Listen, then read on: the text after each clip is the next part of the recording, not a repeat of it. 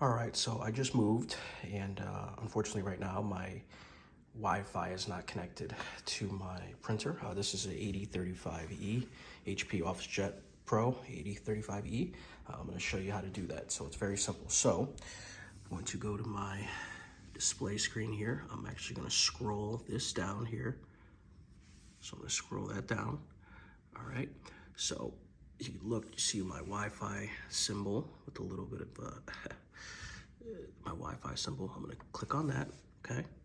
And then on the left-hand side, see the settings? Click that. I'm going to do that one more time. All right. On the left-hand side here, little settings symbol. Boom. I'm going to go to wireless settings. I'm going to go to wireless setup wizard. Now looking for routers. So now you just want to find obviously your router, the one that it's named. I'm gonna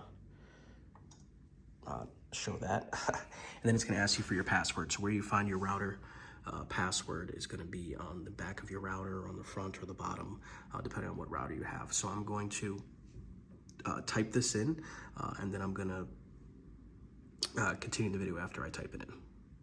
Also, real quick, if you go to your router and press and hold the WPS button on the router for 3 seconds, obviously, it'll do it. But for this video, I'm going to just manually do it. So you can do it either way. Some people might not know where that button actually is, but I'm going to manually do it.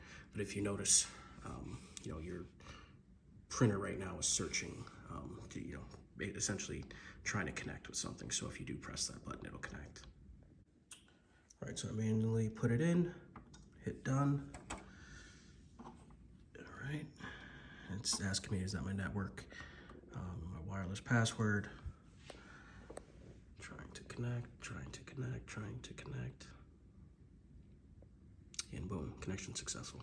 So that's all you got to do. Either way works, but very quick, very simple. Thanks for watching. Make sure you like and subscribe for more videos like this. Have a good one.